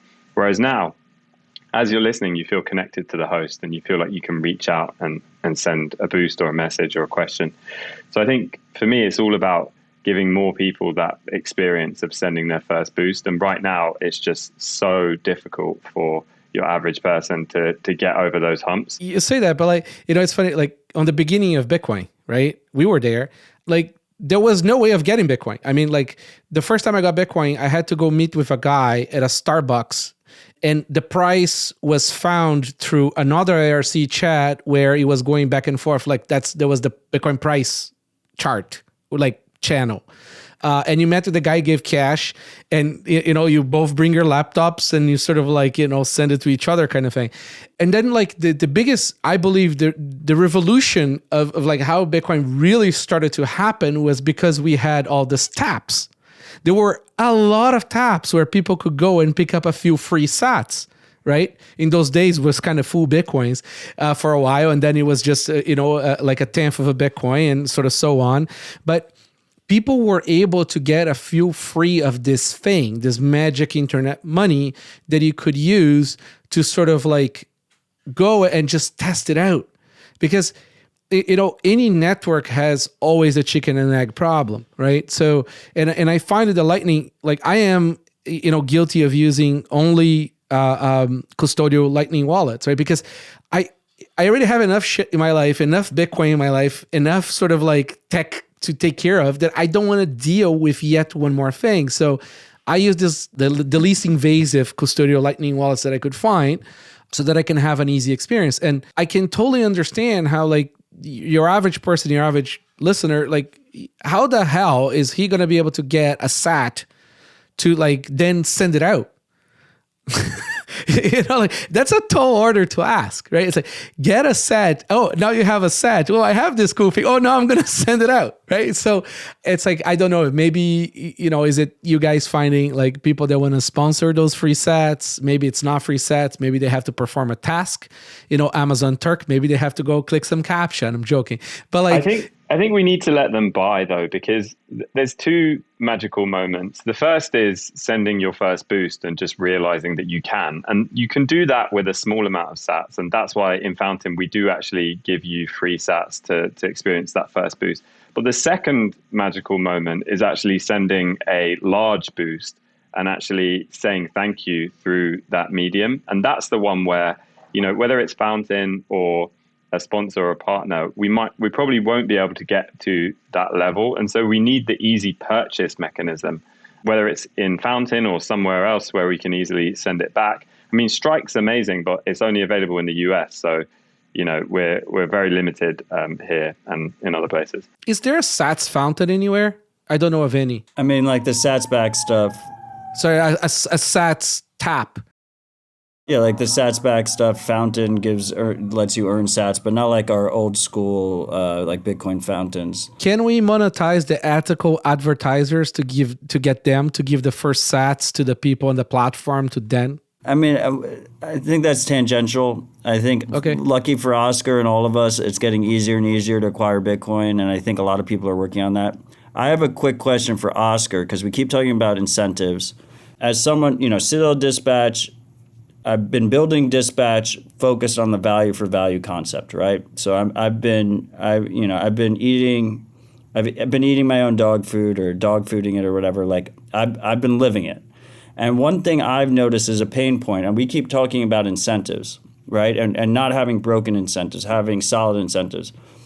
As a Bitcoiner, it is blasphemy for me to use a custodial wallet. So I started my value for value with my own node. I still use my own Lightning node to this day. Unfortunately, what I've noticed is, first of all, you've been crushing it. We talked about convenience. People want convenience, and people believe, the Fountain app competes with the best podcast apps in the world. It's a proper podcast app, right? It's not like people are doing a trade-off to get to to value for value. And as a result, Fountain has been dominating the podcasting 2.0 space. The majority of my value for value listeners are listening through Fountain. But what I've noticed is a lot of the tools that you are building within Fountain have this perverse incentive where the podcasters that are using the custodial wallet have a significant advantage over me using self-custody. There's a broken incentive in there. And I'm curious if when you're rolling out these tools, if you're considering that, because I understand that short term, it's good for Fountain. But I think long term, if you think about the long-term incentives, you think low time preference, it's better for Fountain if this is a thriving open ecosystem that Fountain is just one part of. And like, for example, like one of the tools is like people that use the custodial wallets can choose to give their listeners more sats. They can do the Fountain ads. They can do all this different stuff. I can't do any of that because I'm self-custody. Yeah, so it's a great question, and I'm so glad you asked it. There's a few things in there. So the first is just the smallest point is you can actually do a lot of the things in Fountain without actually having to receive to the custodial wallet. So you can claim your show, still send all of the sats to your own node, but get access to the podcaster features within the app. But the main point, which I think you're asking, is around, building in the open, which, we're built upon Podcast Index, and Adam and Dave have set the standard, and we aim to follow that and adhere to that and encourage that. I kind of touched on it before, but ultimately we're competing against Spotify, Apple Podcasts, Amazon Podcasts. Like, that's who we're competing with. And the only way that we're going to be able to do that is to provide a better service. And the thing that podcasters are so excited about, and listeners, is that this stuff works across apps. So right now, if you send a boost from CurioCaster and Fountain has a split there, that boost will display publicly on the episode page. That's just the first example. But yeah, I'm committed to working in the open and with Adam and Dave to make this work across app and across platform. And I think we're starting to see it. It's just, it does take time. Like the Geyser integration is another thing. Like I had a call with Geyser, but we didn't have to have an agreement. We didn't have to, have a custom integration. They just did it, and it works with all the other apps, works with Podverse, works with Breeze. I think there's so much more that we can do there. And yeah, it's just, we're all resource constrained. There's all of this exciting lightning stuff, but at the end of the day, we have to build a good podcast app for the listener. Are you guys hiring? We're not right now, but hopefully we will be soon. Yeah, because people are listening. There's devs listening right now. I don't know if that answered your question, Matt, or if you'd like me to elaborate on anything. No, I appreciate the answer. It makes a lot of sense. I didn't know I could connect. I didn't know I could claim my podcast in Fountain. It won't fuck anything up? No, it won't. In fact, I'll just DM you after and help you get set up, but it won't mess up anything with where the sats are flowing, because if you have a value block in your RSS feed, Fountain and Podcast Index, will never change the split. So the sats will always flow to your own node. And also there's tools that you can enable directly on your own node that are not offered by Fountain. So Helipad is one that works on whether it's Umbra or I think you can install it on any LND. And there's more coming every day. And so yeah, I think hopefully the features that you see in Fountain will work cross app. There's been a lot of debate this year about cross app comments and how they're the same or different from some of the stuff that's going on with ActivityPub. I feel like, and Adam, feel free to chime in, I feel like we're working all of this out, and at some point we'll get to a point where, whether you're listening on Fountain or Breeze or Podverse or CurioCaster, you'll be able to pay, message, comment, reply, like all of the things that we do on current centralized social media, but it will work across app. And that's the way that we can actually compete with Spotify. What are you using to make it cross app? Nostr? No, we're just using the splits in the value block. So if Fountain has a 1% split in the value block, we receive all the metadata, and that's the same way all of the others do it. Very cool. Do you know? I do have a feature request. Maybe it's for your app. Maybe it's a standalone thing that some dev who's listening might make it. What I want is, I want to be able to have people monetize custom syndication. So essentially what I want to do is, there's a lot of pods who the hosts talk about a bunch of shit I'm not interested on, but they're extremely high value to some stuff that they talk about that I like, right? And there is a lot of people out there who would love to build a feed, right? So they are the curators of that feed, right? Yeah. And that it's funny. feed, We're building it for you. Explain it. Describe it. It's coming. Yeah. There you go. And that feed, you should pay a fee to the guy who puts it together.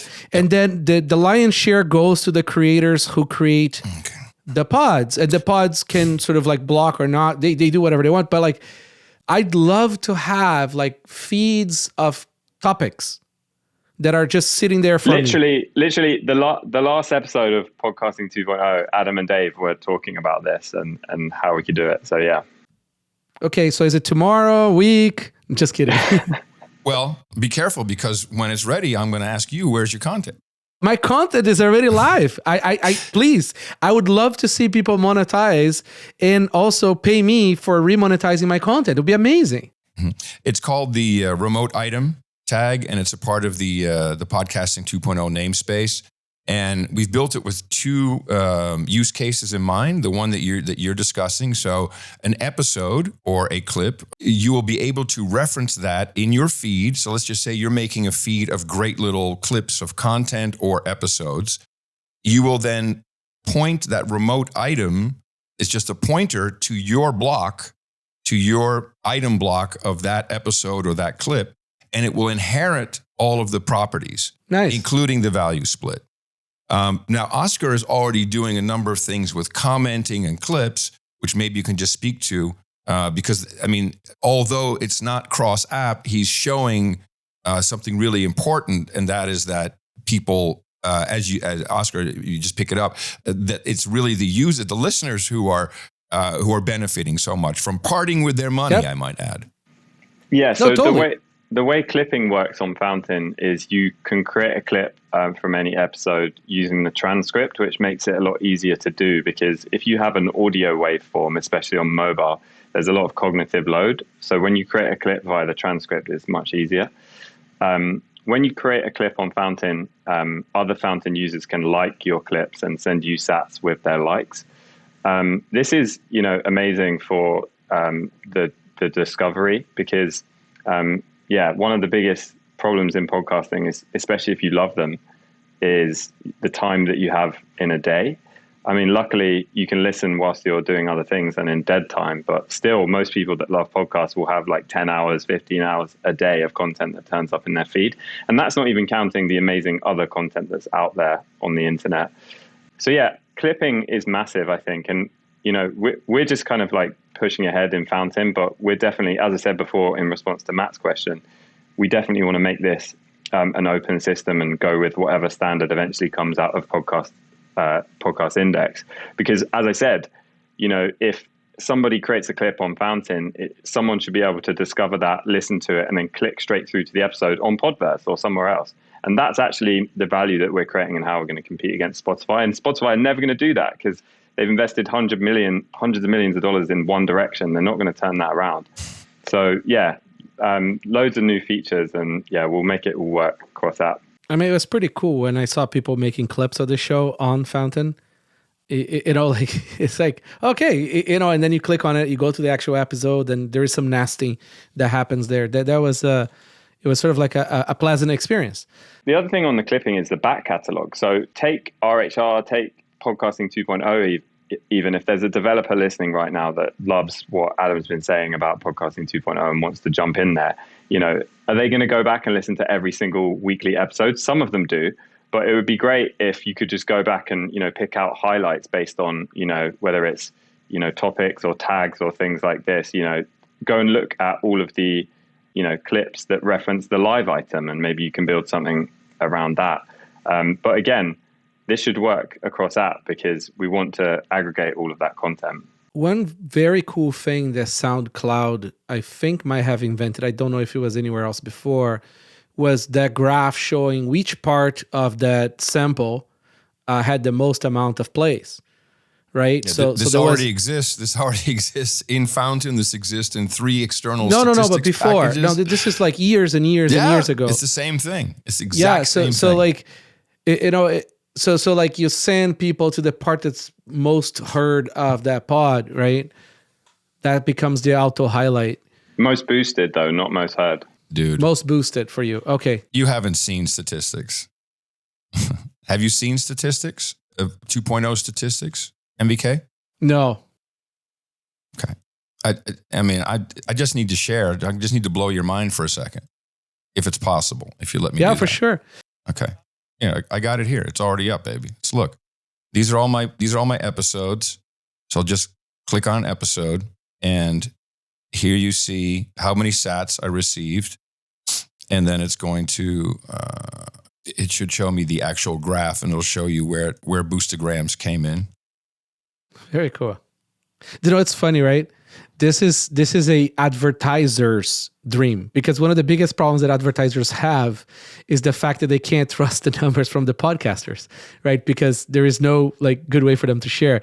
But it's just funny and ironic in some way that the value for value is going to get the best technology of analytics. The podcasters can't even trust the numbers we see before value for value exists, because there's all these bots that are doing all the downloads. All we see is a raw download number. Now, for the first time in my short podcasting history, I know that there's someone listening that actually finds value in this, and they're providing it. And that's why we talked about charts earlier.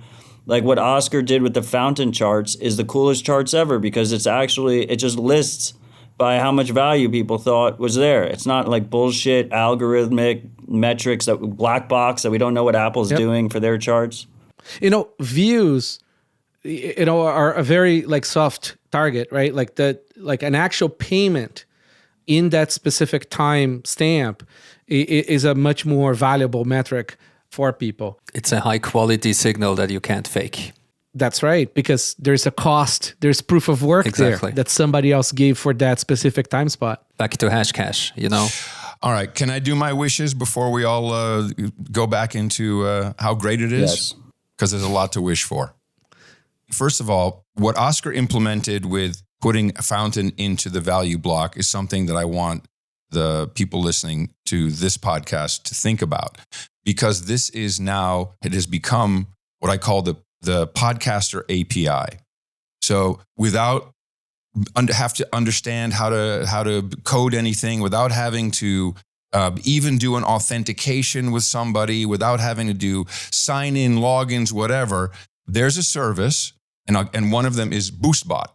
So the BoostBot, if you put a 1% split in your value block to the BoostBot, it will, every single time someone boosts your show, it will post that on Mastodon, on an account. It's just a bot. It also posts it in the live chat room. And that's been expanded. You know, now there's all kinds of bespoke versions where you can be using it during a live show. If someone sends a certain amount, a different sound goes off. I mean, there's all kinds of stuff happening there. But the idea that I, as a non-technical podcaster, can just say, oh, wait a minute, here's a Lightning address. If I put that split into my my feed, I get these services.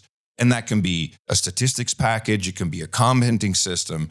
That will be the way that we make this cross app, in my opinion, since it's the easiest way.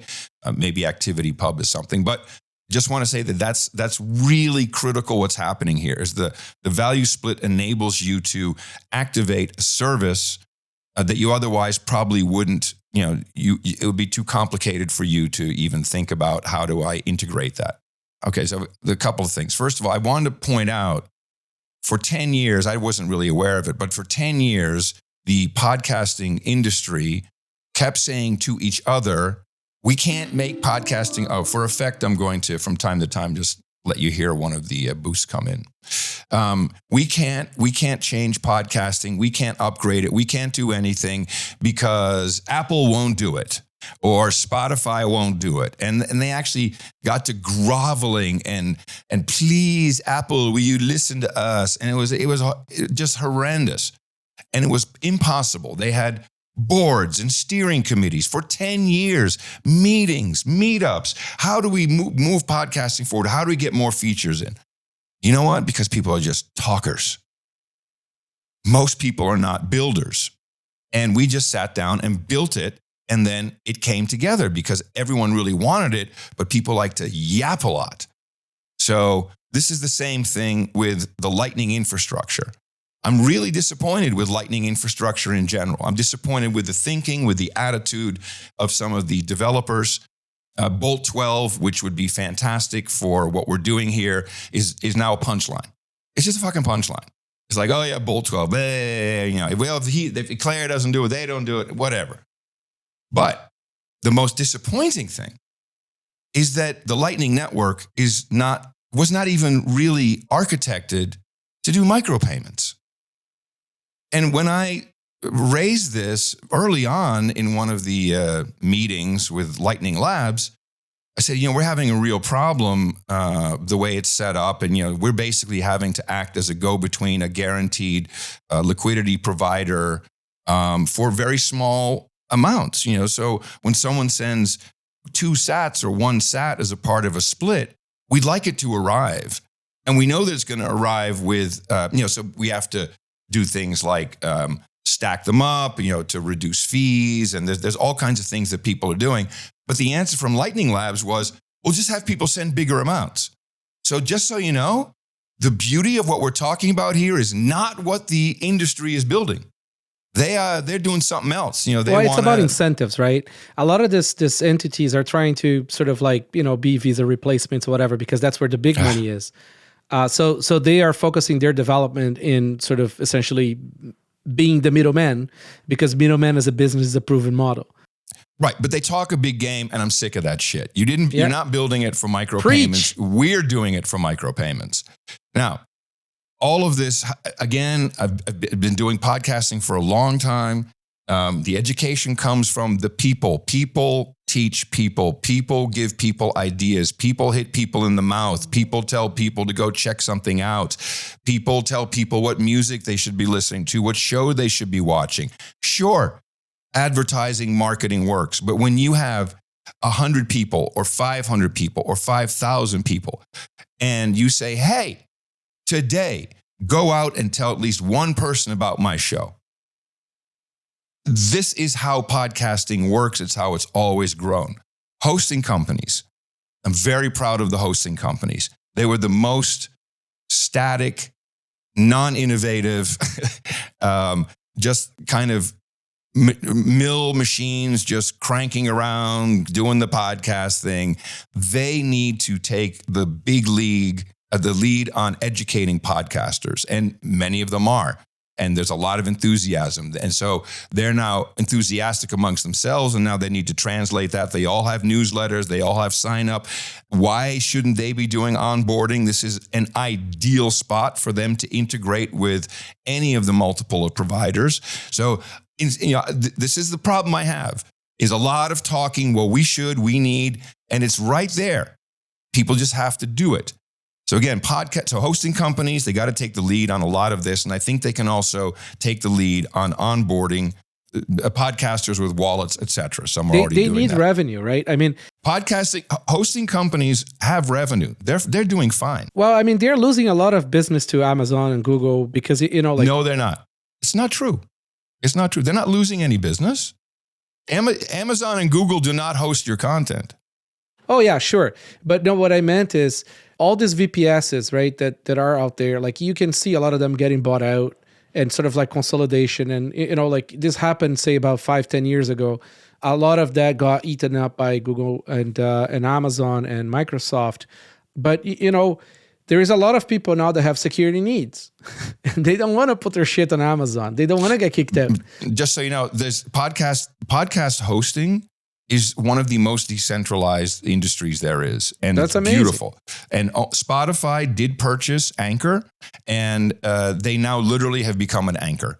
It is an unusable piece of crap. It's all junk. We have to filter out almost 2 million podcasts. I need to get out of Anchor.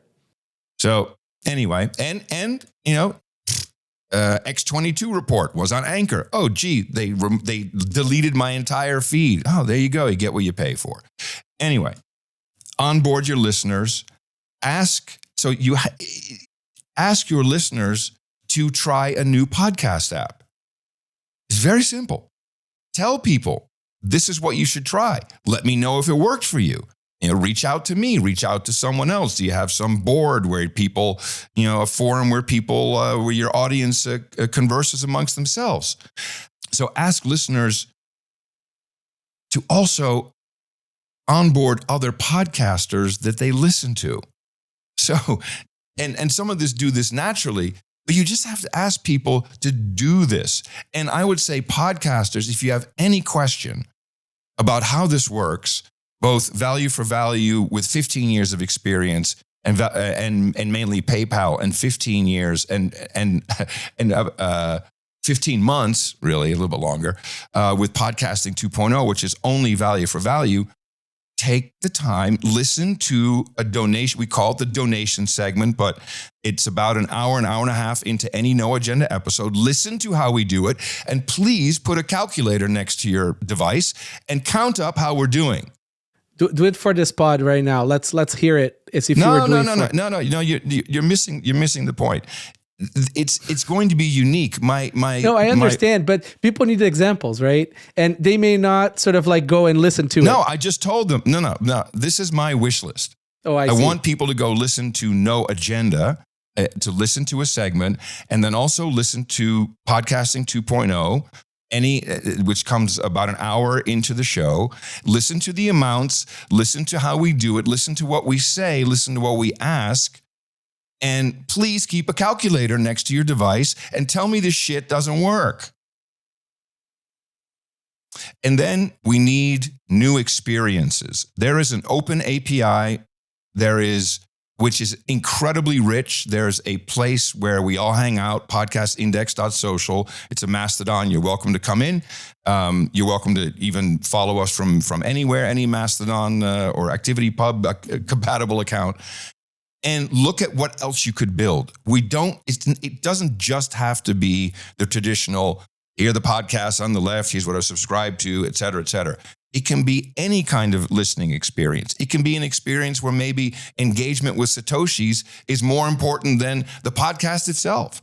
There are so many different things that can be done. All you have to do is just come in, take a look.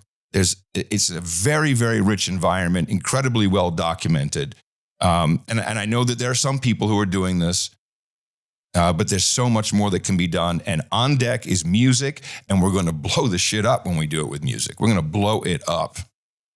That's pretty awesome. Did I? Because we followed a few tangents, so I just want to make sure I didn't miss anyone. Did everybody give their wish list of things they want to be built? Gigi, did you?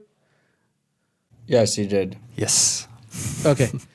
So guys, we're almost at 2 hours here. I'm happy to bring on more topics or maybe we start wrapping up. Yeah, there was an audience question here. Why do they think there are so few user-supported monetization business models that work outside of OnlyFans? That's one question. I don't even think there are so few. You just have to think about it in the right way. Like Twitch, for example, is one, Substack is one, Patreon is one, Kickstarter is one. There's plenty online. There's also plenty offline. You just have to research this some more. Like, this is quite big. I think we covered pretty much all these questions that are here. Okay, so just before we sort of start wrapping up and stuff, whoever knows let's say the top Podcast 2.0 apps for people to both listen to and syndicate or host, like if you could just list a few that podcasters and users could like go to use. We made a handy website for that, newpodcastapps.com. And it's a matrix. You can see what the features are. And it's not just, you can filter by podcast apps, by hosting companies, also by other services that are 2.0 compatible, newpodcastapps.com. Cool. All right, guys. I think I'm going to wrap up now. I think we left this at like a perfect note there. I think we covered a lot of stuff.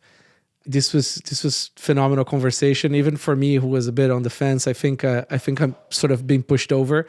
Let's say I've been kicked over to the other side of the value for value. I think it's fun, and I'm in a position that I can actually attempt to do some of that. So yeah, I'm waiting for, I'm hoping to get a lot of value for value if people see the value on my fountain. I think it's a lot of fun.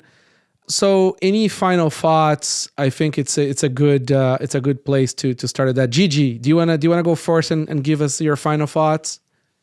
Yeah, I can only repeat what I tried to say. I think you can't sell a JPEG like you can sell an Apple. That's very important to understand.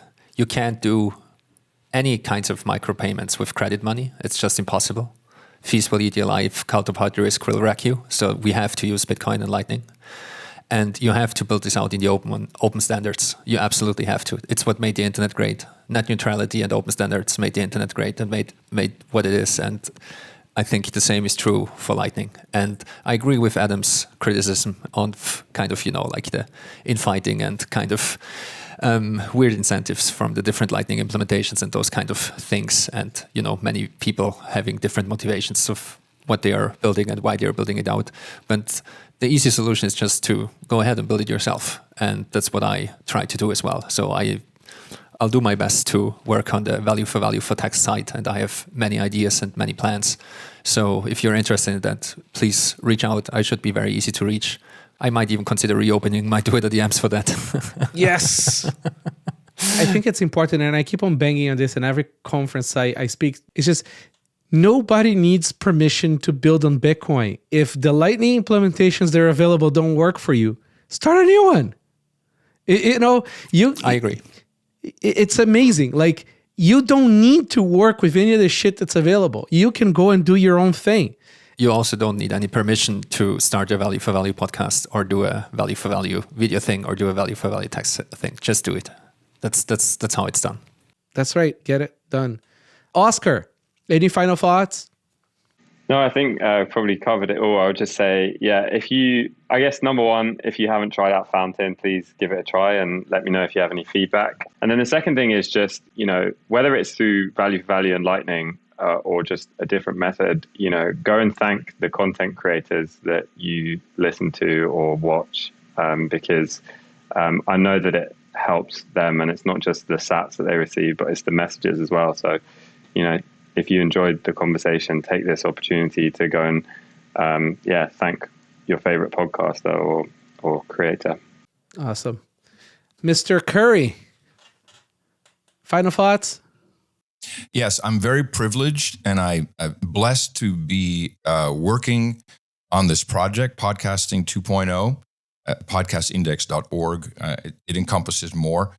It is my firm belief that because of the flow of Satoshis that we designed with the value for value splits, that has maybe even subconsciously drawn such an incredible group of developers, strategists, podcasters, listeners, writers, artists, nut jobs, banjo players, everything to this orchestra.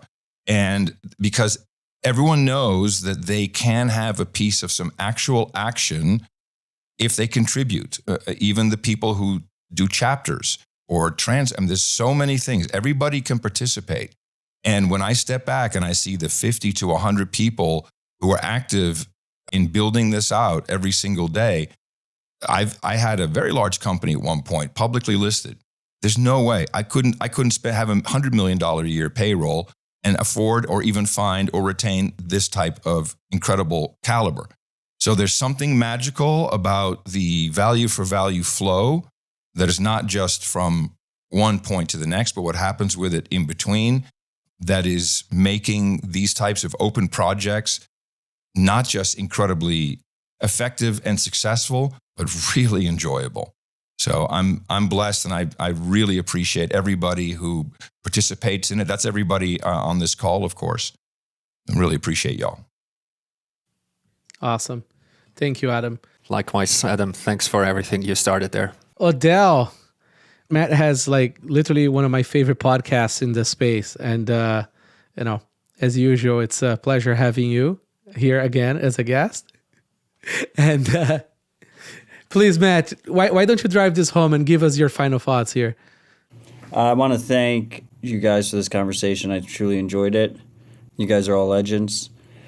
This is my 11th straight Bitcoin DAO review. I want to say to the audience that I've enjoyed the journey with you all.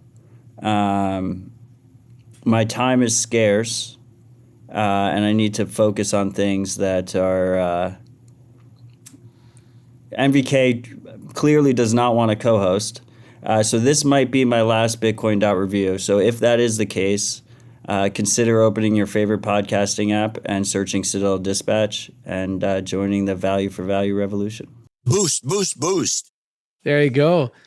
I think this was it was very enlightening in regards to value for value. I think I've learned a lot here. I think there is a lot of hope for this model. I think at the end of the day, content producers gain a lot more, audiences gain a lot more value because they will have less noise. The content quality will go up. As I like to say, Bitcoin is value go up technology because you don't need count go up for value to go up. I think that applies to everything that Bitcoin touches. Bitcoin fixes everything. Lightning is very nascent.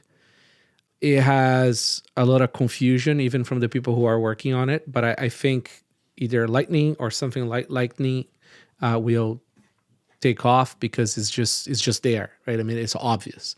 It's just people need to work it through, and it's very complicated. I think I really need to thank Mr. Odell for being such a incredible guest. I think. As much as I'd love to have him as my co-host, I think it's fun to try to do something by myself. But, Matt knows that he's always welcome. And if he wants to come on every episode, he comes to. But I need to do this. For those who don't know, we are the new sponsor of Rabbit Hole Recap. Starting, I can't remember the date. I made sure to get the money in the bank. And then I came on to tell you that the ad model's broken. So thank you for your service. That's right. And I think it's very important for, regardless if you want to do the value for value as a company, I think it's very important for companies to find a way to sponsor, patron, and support educators in their industry. As a business, you have to find some way in which you do get sales somehow, right? Like out of the dollar spent, it needs to work. But I think there is ethical ways of doing that. I think there is a requirement for you to do that. I think you should spend some of those dollars you make as a company back into education of the community and find a way in which there is a win-win with content producers as well. Maybe, the advertising model goes away at some point and then that's unrequired and then you can use those ad dollars on something else.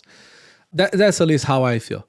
I'm very thankful, guys. Like, seriously, this is just like another one of these panel episodes that it's fucking awesome.